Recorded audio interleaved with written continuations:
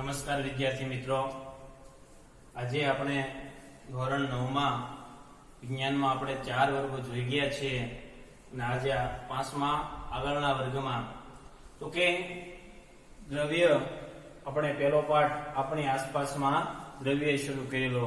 એમાં દ્રવ્યના ઘણી સમજ આપણે મેળવેલી અને દ્રવ્ય બ્રહ્માંડની દરેક ચીજ વસ્તુઓને આપણે દ્રવ્ય એવું કીધું હતું. દ્રવ્યની આપણે લાક્ષણિકતાઓ પણ જોઈ ગયા. હવે આપણે આજે બહુ સરસ અને અગત્યની વાત કરવી છે અને ખૂબ આઈએમપી અને આવનારા 10મા ધોરણના ચેપ્ટરોમાં અને 9મા ધોરણના ચેપ્ટરોમાં પણ આ ટોપિક કામ લાગે એવો અગત્યનો છે. તો કે આજે આપણે ચર્ચા કરવી છે મુખ્ય દ્રવ્યની અવસ્થાઓ વિશે. આપણે જાણીએ છીએ કે બ્રહ્માંડની દરેક ચીજ વસ્તુઓ દ્રવ્ય છે એમ આપણે પહેલા શીખી ગયા. હવે તો કે દ્રવ્યની મુખ્ય 3 અવસ્થાઓ જોવા મળે. દ્રવ્ય મુખ્ય 3 પ્રકારે જોવા મળે દરેક બ્રહ્માંડની અંદર. ક્યાં? તો એ ઘન, પ્રવાહી અને વાયુ. દ્રવ્યની મુખ્ય 3 અવસ્થાઓ છે: ઘન, પ્રવાહી અને વાયુ. આ 3 પદાર્થ 3 રીતે બધા જોવા મળતા હોય. પદાર્થની અવસ્થાઓ પણ આને કહી શકાય કે દ્રવ્ય 3 રીતે જોવાય: ઘન, પ્રવાહી અને વાયુ. તો એ ઘનના આપણે કેટલા ઉદાહરણો આપી શકીએ. જેટલી ઘન વસ્તુઓ છે કે જેને દબાવી ન શકાય, જેને દબાવીને આકાર ન બદલી શકાય, એ બધી ઘન વસ્તુઓ. પ્રવાહી વસ્તુઓ વિશે તમે જાણો છો. અને વાયુઓ તો કે હવા છે, નાઇટ્રોજન છે, ઓક્સિજન છે, આ બધાનો સમાવેશ શેમાં થાય? તો કે વાયુઓમાં થાય છે. તો કે આપણે દ્રવ્યની 3 અવસ્થાઓ ઘન, પ્રવાહી અને વાયુ છે. તો ઘનના તમે ઘણા ઉદાહરણ લઈ શકો. દાખલા તરીકે બધી ધાતુઓ છે, લોખંડ છે, તાંબુ છે, આ બધા ઘન પદાર્થના ઉદાહરણો છે. ઘન અવસ્થાઓમાં આવે લોખંડ, તાંબુ, બધી ધાતુઓ. બરફ છે, આપણે બરફને પણ આપણે ઘન કહી શકાય. બરફ પણ ઘન અવસ્થાનું ઉદાહરણ છે. એવી જ રીતે પ્રવાહી અવસ્થા તો કે પાણી છે, પેટ્રોલ છે, ડીઝલ છે, આલ્કોહોલ એટલે કે દારૂ, આ બધા શેમાં સમાવેશ થાય? તો કે પ્રવાહી અવસ્થામાં. વાયુમાં હવા, નાઇટ્રોજન, ઓક્સિજન, આ બધા વાયુમાં સમાવેશ થાય છે. પણ આજ તો આપણે મુખ્ય શેની ચર્ચા કરવી છે? આ અવસ્થાઓ. આપણે એવું શીખી જાય ભાઈ દ્રવ્યની મુખ્ય 3 અવસ્થા છે: ઘન, પ્રવાહી અને વાયુ. આ 3 છે એ દ્રવ્યની મુખ્ય 3 અવસ્થાઓ છે. અને આ 3 સ્વરૂપે દ્રવ્ય છે એ અસ્તિત્વ ધરાવતું હોય છે.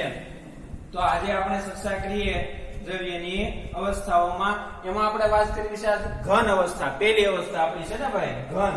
તો વધારે ચર્ચા આપણે કરવી છે હવે ઘન અવસ્થા વિશે. તો કે ઘન અવસ્થામાં કોને કહેવાય? કોનો સમાવેશ ઘન અવસ્થામાં થાય? કયા પદાર્થોનો સમાવેશ ઘનમાં થાય?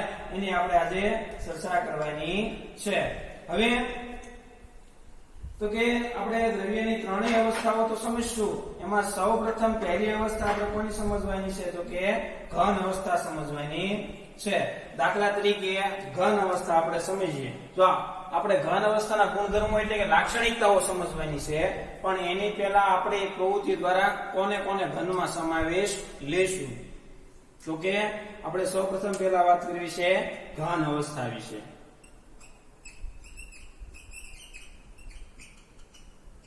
ચાલો, તો કે આ ઘન અવસ્થામાં તો કે હું આ 2-3 વસ્તુઓ આપણે લઈએ. એક પેન લઈએ, એક શું લઈએ? પેન લઈએ, પુસ્તક લઈએ, એક લઈએ સોય. પેન, પુસ્તક, સોય અને એક લઈએ દોરીનો ટુકડો. આ એટલી વસ્તુઓ આપણે એકઠી કરીએ. ધારો કે આપણી પાસે છે પેન, પુસ્તક, સોય અને દોરી. હવે દાખલા તરીકે આ પેન છે, પુસ્તક છે, સોય છે અને દોરી છે.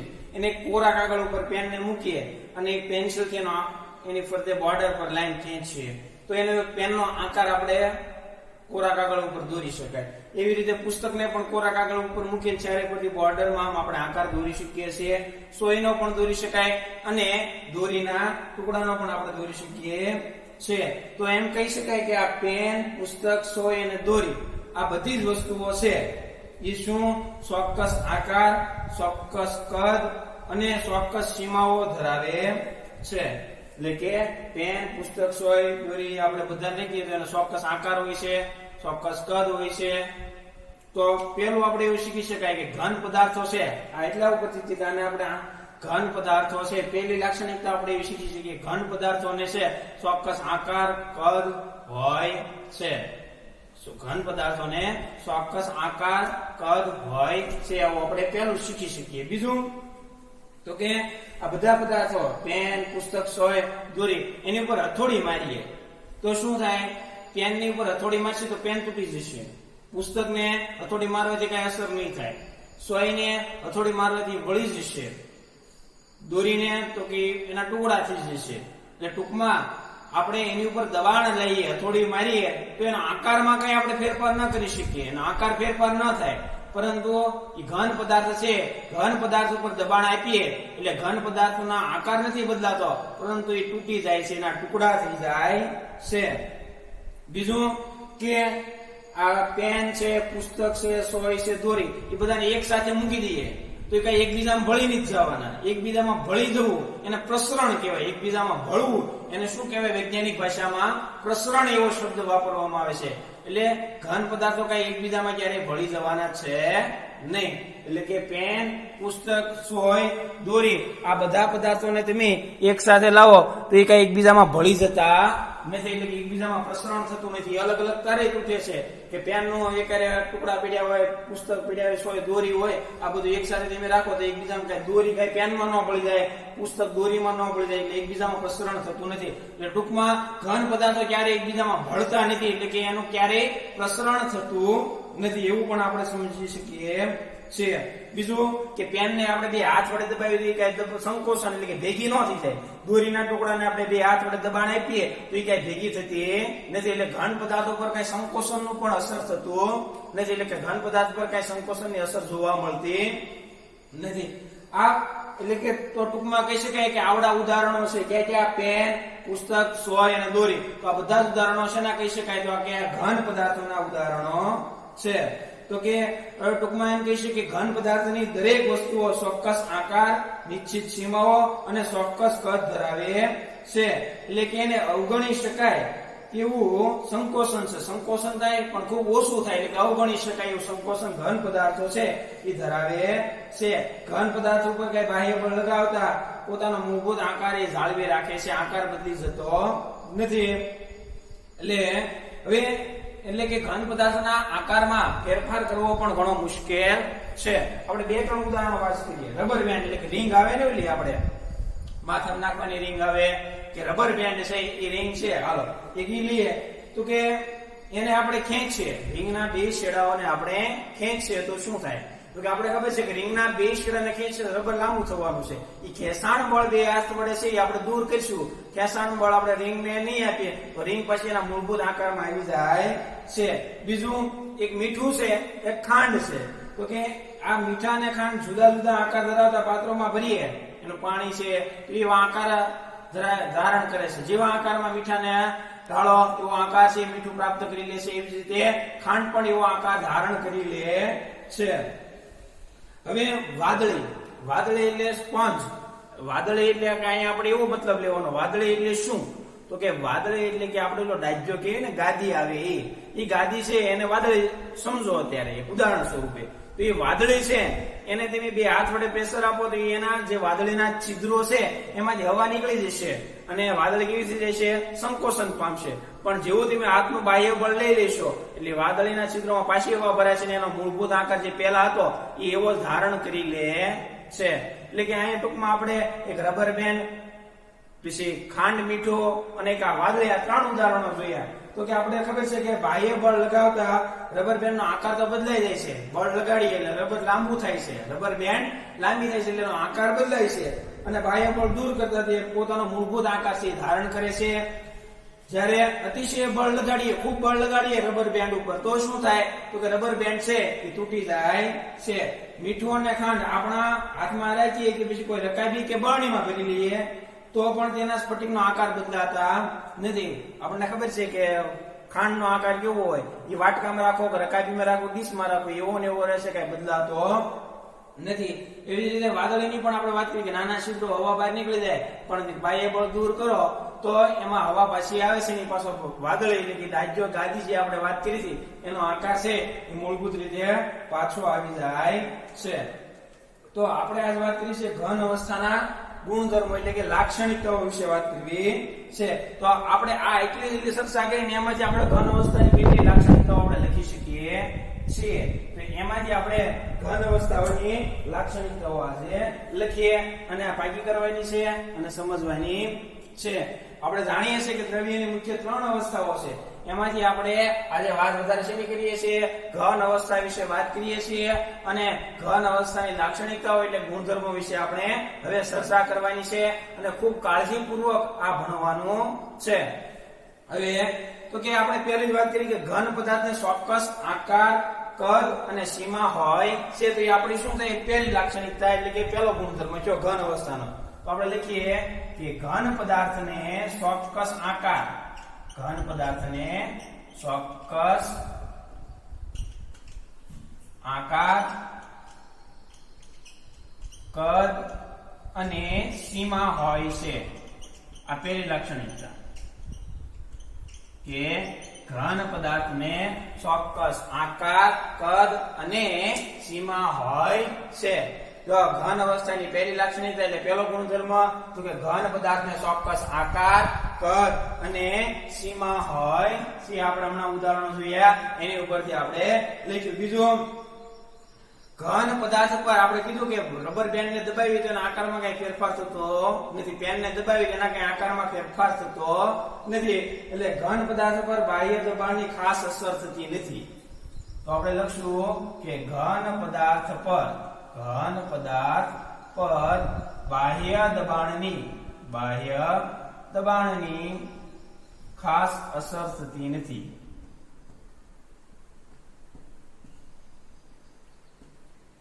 શું? તો કે ઘન પદાર્થ પર બાહ્ય દબાણની ખાસ અસર થતી નથી અને તેથી સંકોચન પામતા નથી. એટલે સંકોચન ન પામે ને બાહ્ય દબાણની અસર ન થાય એટલે ઘન પદાર્થ સંકોચન પામતા નથી. તો આપણે લખશું તેથી તે સંકોચન પામતા નથી.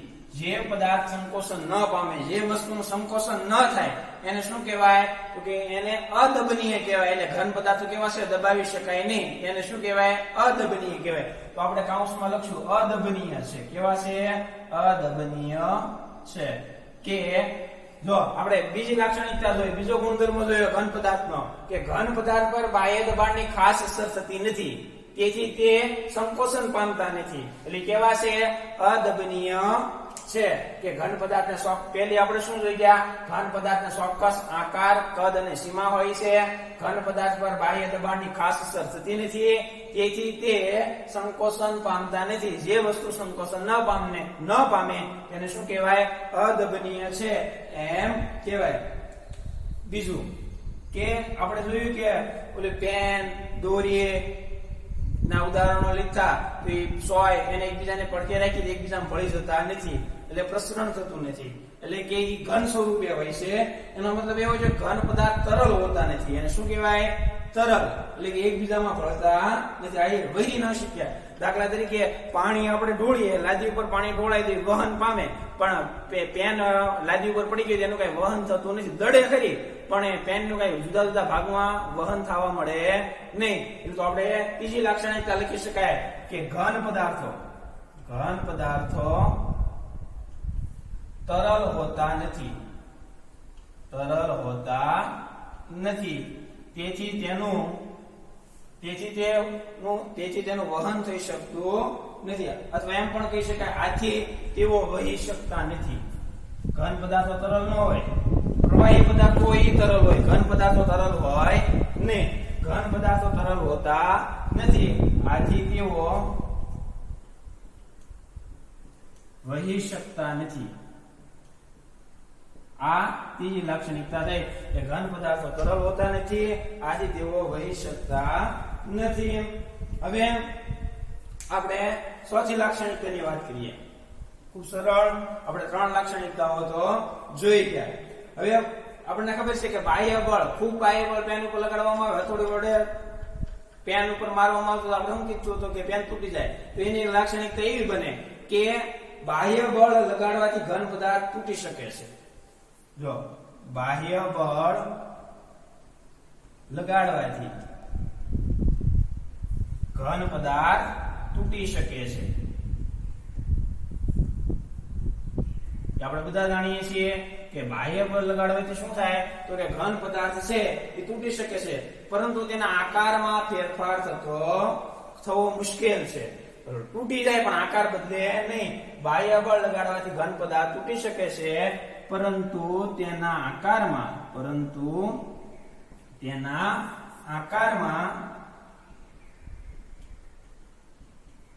ફેરફાર કરવો મુશ્કેલ છે. તેના આકારમાં ફેરફાર કરવો કેવો છે ભાઈ?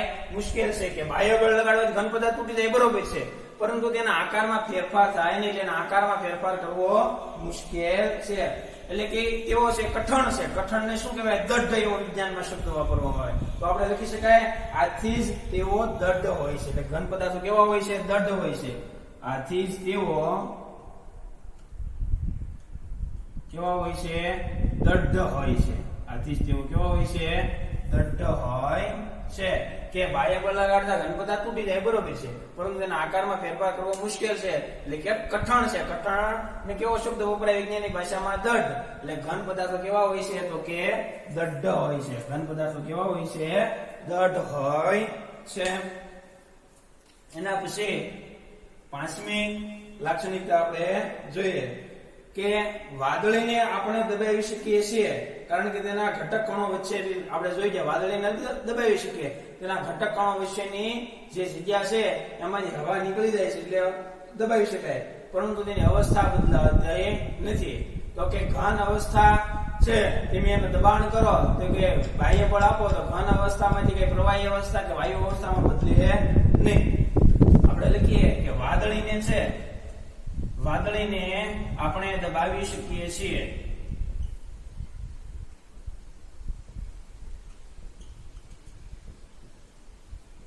પરંતુ તેની અવસ્થા બદલી શકતા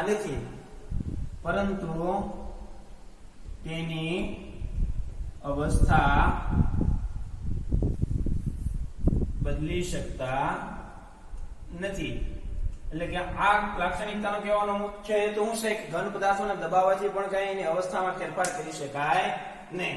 તો કે મુજબ 5 કે ઘન અવસ્થાના ગુણધર્મો કયો તોય ભલે, ઘન અવસ્થાની લાક્ષણિકતા કયો તોય ભલે, આ 5 લાક્ષણિકતાઓ છે અને વ્યવસ્થિત રીતે પાકી કરી નાખવાની છે, વ્યવસ્થિત રીતે સમજી લેવાની છે, ખૂબ અગત્યની છે. તો આપણે આજે વધારે વાત કરીએ ઘન અવસ્થા વિશે.